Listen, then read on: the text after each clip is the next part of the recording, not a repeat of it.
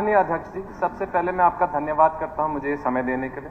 मैं कांग्रेस पार्टी का भी धन्यवाद करता हूं कि उन्होंने मुझ में विश्वास किया, मुझे आज टिकट दी और आज मैं यहां विधायक बन के आप सबके बीच में बैठा हूं। मैं अपने कैथल वासियों से, बड़े बुजुर्ग, नौजवान साथियों, मातृशक्ति के धन्यवाद करता हूं। उन्होंने मेरा चुनाव, खुद का चुनाव सोच के लड़ा, अपने बेटे, अपने भतीजा का चुनाव सोच के लड़ा। और मैं हरियाणा के हर एक साथी का धन्यवाद करता हूं। उनने मुझे आशीर्वाद दिया कि आज एक 25 साल का विधायक इस विधानसभा में बैठा है। 40 साल बाद हरियाणा के इतिहास में कितना युवा विधायक चुन के आया है, तो आप सबका धन्यवाद करता हूं। दूसरा, मैं जानता हूं कि पहली बार विधायक चुनना हो तो थोड़ा समय पहले 2 मिनट लेना चाहता हूं। जो मेरा हल्का है, जो मेरा जिला है, उसकी जो समस्या है, एक बार उसके बारे में बात करना चाहता हूं। क्योंकि मैं जानता हूं पिछले 5 साल से कैथल की आवाज किसी ने विधानसभा में नहीं उठाई। पिछले 10 साल से कैथल का विकास ठप पड़ा हुआ है, कोई विकास नहीं हो रहा। जो प्रोजेक्ट पेंडिंग थे 10 साल पहले, आज भी पेंडिंग पड़े हुए हैं। मैं कुछ उदाहरण बताता हूं आपको। 25 अक्टूबर 2015 को पूर्व मुख्यमंत्री ने महर्षि वाल्मीकि यूनिवर्सिटी अनाउंस की थी कैथल के लिए। ये आर्टिकल रहा। 9 साल हो गए उस यूनिवर्सिटी को, अब तक किसी को कैथल में नहीं पता वो यूनिवर्सिटी कहां होनी चाहिए। राज्यपाल जी के अभिशासन, राज्यपाल जी के स्टेटमेंट में उन्होंने ये तो ऑनलाइन यूनिवर्सिटी के बारे में तो कभी मेंशन किया नहीं, लेकिन मुझे तो लगता है जो महर्षि वाल्मीकि यूनिवर्सिटी बन रही है ये कहीं बादलों में, क्लाउड में ही बन रही है। क्योंकि अगर जमीन पे बननी होती तो 9 साल में हमारी यूनिवर्सिटी बन चुकी होती। 13 जुलाई 2020 में पूर्व मुख्यमंत्री जी ने मेडिकल कॉलेज भी सैंक्शन किया था कैथल में। 4.5 साल हो गए। आदित्य जी, पेपर्स डिस्प्ले होती है, अपनी बात रखिए प्लीज। 4.5 साल में पहले फ्लोर के पिलर भी नहीं लगे हैं इस यूनिवर्सिटी के। 950 करोड़ की रिक्वायरमेंट है इस यूनिवर्सिटी की। आप अगर बजट खोलोगे, कोई पैसा इतना सैंक्शन हो ही नहीं रहा। ये मेडिकल कॉलेज बनेगा कैसे? मैं तो बोलता हूं, राज्यपाल जी के अभिभाषण में जो कहा था कि हम मेडिकल कॉलेजों में सीट बढ़ाएंगे, मुझे तो लगता है सीट नहीं बढ़ानी पड़ेगी, इस मेडिकल कॉलेज में हमें बेड बढ़ाने पड़ेंगे। क्योंकि जैसे ये स्पीड पे ये मेडिकल कॉलेज बन रहा है, जो विधायक, जो स्टूडेंट इस कॉलेज में पढ़ना चाहते थे, उनकी इतनी उम्र हो जाएगी, वो इतने बुजुर्ग हो जाएंगे, उनको यहां बेड चाहिए होगा, क्योंकि वहां ये पेशेंट की तरह एडमिट हो रहे होंगे। तीसरी चीज, अनेक छोटे बड़े प्रोजेक्ट है हमारे कैथल में। एक सिटी स्क्वायर, बैंक स्क्वायर है, जो विद्यार तालाब, एक ऐतिहासिक तालाब है हमारे शहर का, वहां बनना था। लेकिन मैं आपको क्या बताऊं, भ्रष्टाचार की क्या भेंट चढ़ चुकी है। प्रोजेक्ट के टेंडर आते हैं, कैंसिल हो जाते हैं, आते हैं, कैंसिल हो जाते हैं। एक पार्किंग लॉट भी बनना था हमारे यहाँ, उदय भाई जी का किला है हमारे यहाँ, उसके पास पार्किंग लॉट बनना था। ये सारी जमीन कांग्रेस सरकार के टाइम एक्वायर हुई थी, लेकिन इन पे कोई प्रोग्रेस नहीं हुआ है। कोई नया टेंडर लगा नहीं रहा, कोई इन पे काम नहीं कर रहा। जो हुड्डा सेक्टर है, जो हमारे सारे शहरों में लगे हुए हैं, ये हम सरकार के काटे हुए। ये हो सकता है शहर के सबसे अच्छे सेक्टरों, सबसे अच्छे रेजिडेंशियल एरिया में से के एक हिस्से हो, लेकिन अनेक हुड्डा सेक्टरों में, कैथल में भी नहर का पानी नहीं मिलता। नहर का पानी नहीं मिलता, बोर के पानी में दिक्कत बहुत होती है काफी लोगों को। हर जगह बोर का पानी स्वच्छ नहीं होता, बच्चे बीमार पड़ रहे हैं। तो मैं तो विनती करता हूं इस सरकार से कि जहां जहां बोर के पानी से शहरों में बच्चों को दिक्कत आ रही है, वहां नहर के पानी का प्रोजेक्ट भी लेकर आए। कैथल हमारे हरियाणा के सबसे फास्टेस्ट ग्रोइंग सिटीज में से एक था। आज के दिन पिछले 10 सालों में कोई ग्रांट का पैसा हमें ढंग से नहीं मिलता, कोई नए प्रोजेक्ट हमें ढंग से नहीं मिलते। अगर आते हैं तो आधे अधूरे से रह जाते हैं।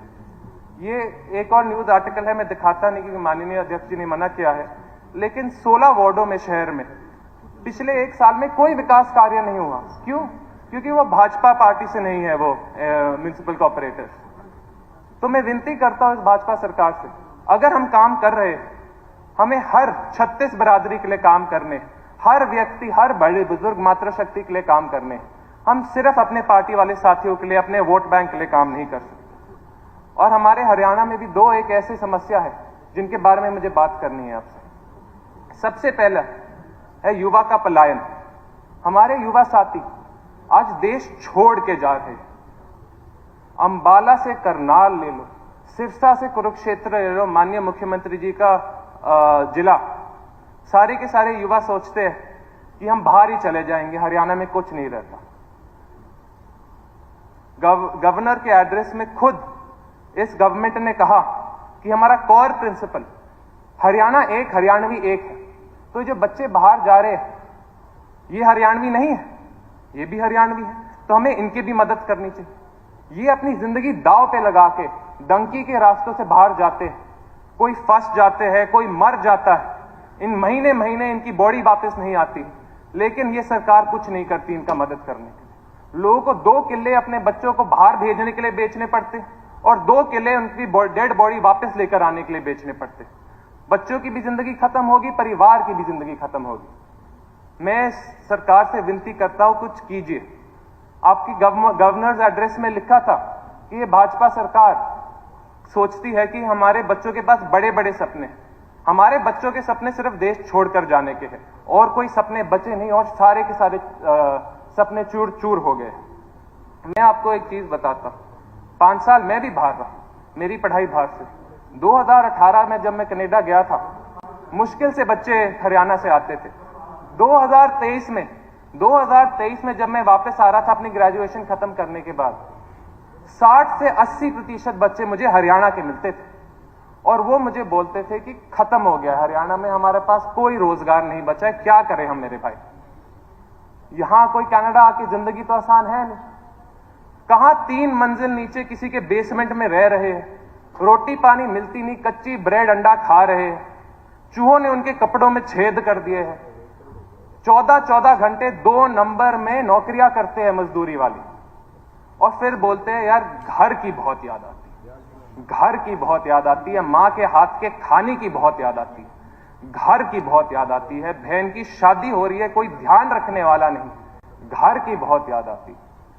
बाबूजी गुजर गए, दादाजी गुजर गए और मैं वापस नहीं आ पाया, घर की बहुत याद आती। ये मेरी भी कहानी।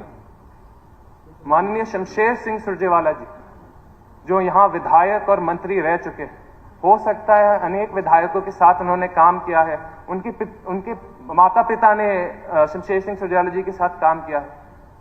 जब उनका देहांत हुआ, मेरे एग्जाम चल रहे थे, मैं वापस नहीं आ पाया, और जो दर्द आज भी मेरे दिल में है, मैं जानता हूं मेरी आखिरी सांस तक मेरे दिल में रहेगा। और ये सिर्फ मेरा दर्द नहीं, अनेक मेरे युवा साथियों का दर्द है। तो मैं सरकार से विनती करता हूं, अगर हमें अपने युवा के भविष्य के लिए काम करना है तो हमें पलायन रोक के एक बार फिर से अपने हरियाणा में रोजगार लाना पड़ेगा। यहां कोई युवा नहीं रहने वाला। हम गांव में जाएंगे, हमें सिर्फ बुजुर्ग ही मिलेंगे। आज भी मैं जाता हूं, 50 साल से बड़े ज्यादा मिलते हैं, कम 20-25 साल के लड़के बहुत कम मिलते हैं। एक और बहुत बड़ा मुद्दा मैं 1 मिनट में जल्दी से बात करता हूं, वो किसानों का। आज किसान हरियाणा में मंडियों में सुबह 4 बजे खड़ा हो जाता है डीएपी खरीदने के लिए। 1900 रुपए में एक बोरी ब्लैक में खरीद रहा है वो। लेकिन क्या करें, अगर बिल्कुल सुख शांति से वो खड़ा भी होता है, जैसे हमने 26 अक्टूबर 2024 में देखा उचाना मंडी में, पुलिस उन पे लाठीचार्ज कर देते। ये गैर कानूनी बना दिया जो उनका हक होता था डीएपी खरीदने का इस भाजपा सरकार ने। गवर्नर एड्रेस में उन्होंने कहा कि ये सरकार किसान को आत्मनिर्भर बनाना चाहती। माननीय अध्यक्ष जी, आज के दिन किसान आत्मनिर्भर नहीं बन रहा, वो आत्महत्या की स्थिति पे आ गया है, आत्महत्या की स्थिति पे आ गया है। बीकेवाला नरवाना हल्के में एक गांव है, हमारा एक किसान साथी ने आत्महत्या कर ली। जब मैं उसके परिवार से मिलने गया, वो उसने मुझे बताया कि दिनों दिन ये साथी हम डीएपी ढूंढता रहा, इसे मिले नहीं। फिर उसे सोचा यार मैं 2 किले की खेती करता हूं, मैं अपना कैसा परिवार चलाऊंगा। उसने आत्महत्या कर दिया। मैं उसके बच्चे को कैसे समझाऊं, उसके 2 छोटे बच्चों को कैसे समझाऊं कि सरकार की कमी की वजह से आज इनके पिताजी नहीं रहे। कंक्लूड कीजिए। हाँ जी, तो मैं सरकार के आंकड़ों से ही कंक्लूड करता हूं। सरकार के आंकड़ों के हिसाब से, आदित्य जी लिख के दे दीजिए, आपका रिकॉर्ड में आ जाएगा, लिख के दे दीजिए। 2 लाइन है जी, 2 लाइन। सरकार के आंकड़ों के हिसाब से नवंबर 2024 में 4.35 लाख टन डीएपी की जरूरत है, लेकिन अक्टूबर 2024 की सप्लाई में सिर्फ 1.85 लाख टन डीएपी है। इसका मतलब 2.5 lakh ton, 2.5 lakh ton supply है ही नहीं। फिर हमारे माननीय मुख्यमंत्री जी और हमारे माननीय मंत्री, कृषि मंत्री जी कहते हैं कि कोई डीएपी की कमी नहीं है, लेकिन हमें दिख रहा है कि कमी है। तो कौन झूठ बोल रहा है? आंकड़े झूठ बोल रहे हैं या माननीय मुख्यमंत्री जी झूठ बोल रहे हैं?